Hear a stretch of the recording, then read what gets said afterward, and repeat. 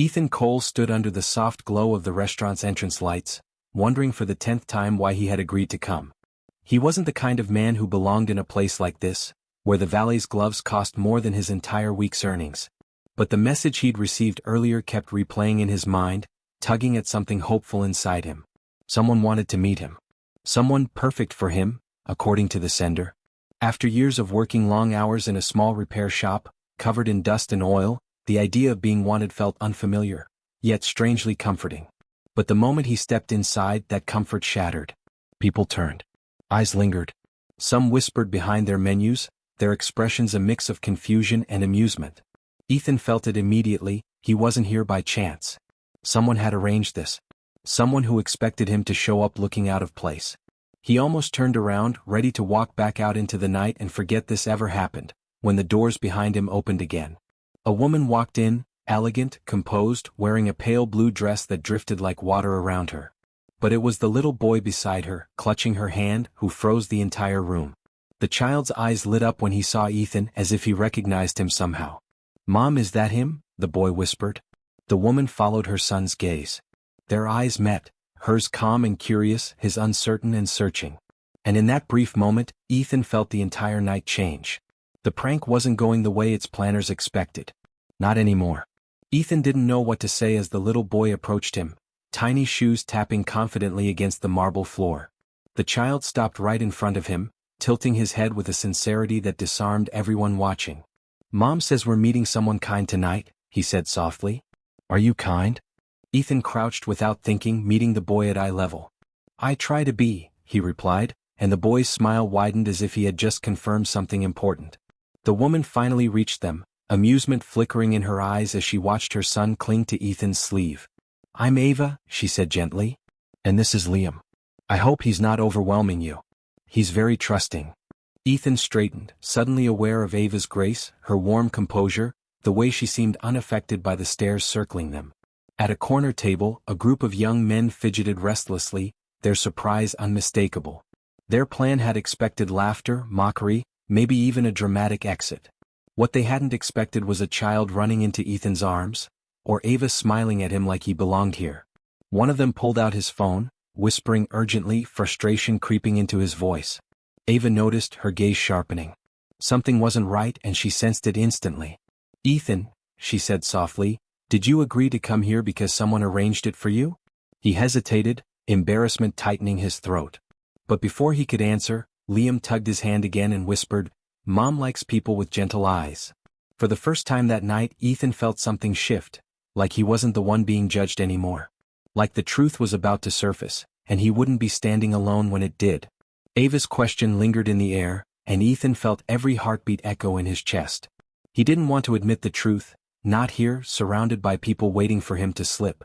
But Ava's expression wasn't mocking or impatient. It was steady, inviting, almost protective. Before he could respond, a burst of muffled laughter came from the corner table. One of the men held up his phone, angled directly at them, as if waiting for the perfect moment to record Ethan's humiliation. Ava followed his gaze and instantly understood. Her eyes narrowed, not with anger but with a certainty that made Ethan freeze. She stepped closer, her voice soft but firm. "You were brought here as a joke, weren't you?" Ethan swallowed, shame washing over him. "I think so," he whispered. "Someone from high school messaged me. I didn't know it was a setup." Before Ava could respond, little Liam looked between them, confused. "Why would someone make a joke about meeting people?" he asked innocently. "Grandpa says kindness is not something to laugh at." His words hit harder than anyone expected. A few nearby guests even turned toward him with softened expressions. Ava placed a gentle hand on her son's shoulder and then looked back at Ethan. "Well," she said calmly, "then we won't give them what they're hoping for." Her confidence startled him. She wasn't backing away. She wasn't embarrassed to be seen with him. Instead, she guided Liam and nodded toward their table. "Come on, Ethan. Sit with us." Across the room, the pranksters stiffened, clearly shocked. One of them whispered urgently, as if their plan was slipping through their fingers. But Ava didn't spare them a glance. And for the first time tonight, Ethan felt something unexpected, a flicker of strength rising inside him, fueled by the simple fact that someone had chosen to stand beside him instead of laughing at him. Ethan followed Ava and Liam to the table, his steps unsure but his heart unexpectedly steady. The waiter approached, visibly surprised to see Ava treating Ethan as an honored guest rather than someone who didn't fit the room's polished atmosphere. Liam climbed into his seat and immediately patted the chair beside him. "Here, Ethan. You sit next to me. I want you close." The innocence in his voice made a few nearby patrons smile, softening the tension that had been wrapped around the room like a tight thread. Ethan took his seat, trying not to notice the group of men in the corner shifting uncomfortably. Their phones, once raised with confidence, now hovered uncertainly. This wasn't unfolding the way they imagined. Instead of humiliation, Ethan was being welcomed by the one woman they expected to reject him instantly. Ava opened the menu, glancing at Ethan with a warm familiarity that threw him off balance. "You mentioned someone messaged you," she said gently. "But you still came. That tells me something about your character." Ethan looked down, embarrassed. "I guess I hoped it wasn't what it seemed. I just wanted to believe something good might happen for once." Ava's expression softened at his honesty. Before she could speak, Liam leaned across the table and whispered loudly, "Mom doesn't like people who pretend to be better than others. She likes people who help." His childlike certainty made Ethan smile despite himself. Ava reached for her water glass, her voice low enough only Ethan could hear. "You should know something. I didn't come here for their plan. I came because I wanted to see for myself the man they were underestimating." Ethan's breath caught. And in the corner, the pranksters stiffened as if they sensed they were no longer in control of the night, or its consequences. Ethan stared at Ava, unsure if he had heard her correctly. "They were underestimating me?" he asked quietly, the words feeling foreign on his tongue. Ava nodded, her gaze steady and unflinching. "People who scheme like this always assume kindness is weakness. But I've learned that the people who work hard, who stay honest, who show up even when the world tries to push them aside, those are the people with real strength." Her voice was calm, but something powerful shimmered beneath it, something Ethan couldn't quite name yet. Across the room, the pranksters' whispers grew frantic. One of them stood as if ready to intervene, but Ava lifted her chin slightly, a silent warning. Whatever influence she carried was strong enough to make him freeze mid-step. Ethan noticed confusion and curiosity tangling together. Who exactly was Ava that her presence alone could silence them? Liam tugged Ethan's sleeve again, pulling him back from his thoughts. "Ethan, can we come to your shop one day? I want to see how cars work. Mom says people who fix things make the world better."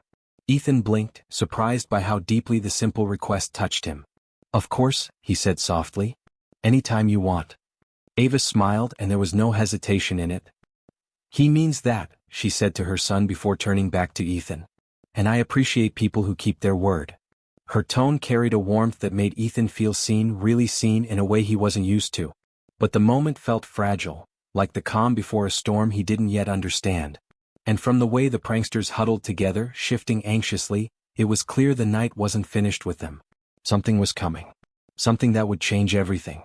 The uneasy tension in the room finally cracked when Ava calmly placed her napkin on the table and stood. Liam watched her with quiet trust, Ethan with uncertainty, and the pranksters with dawning regret. She didn't raise her voice, she didn't need to. Her presence alone drew every eye. "I think," she said softly, "it's time we address why this evening was arranged." Ethan's heart thudded. He wished she wouldn't, wished he could simply disappear into the floor, but Ava glanced at him, and the reassurance in her eyes steadied him. She walked toward the corner table where the group sat frozen. "You invited this man here expecting him to feel small," she began, her tone calm but firm. "You wanted to capture his discomfort, maybe even his pain. But what exactly did you think that would prove?" Silence spread, heavy and unmistakable. One of them shifted, attempting a nervous laugh, but it died instantly under Ava's unblinking gaze. "You assumed he wouldn't belong," she continued, "yet he stood here with more sincerity than you've shown in years." Her words weren't cruel, they were simply true, and that truth made the men quietly lower their phones. Ethan watched from the table, stunned. He had never imagined anyone, especially someone like Ava, would defend him so openly. Ava returned to her seat, her expression softening as she looked at Ethan. "Sometimes," she said gently, "life introduces us to people who remind us what real character looks like." Liam beamed, grabbing Ethan's hand as if the night had unfolded exactly the way it was meant to. For the first time in a long while, Ethan felt something settle inside him. Not doubt, not fear, but possibility. The prank had failed, the truth had surfaced, and somehow, despite everything, he felt chosen, seen, respected. And as Ava offered him a small, genuine smile, Ethan realized the night hadn't been a trap, It had become a turning point he never expected.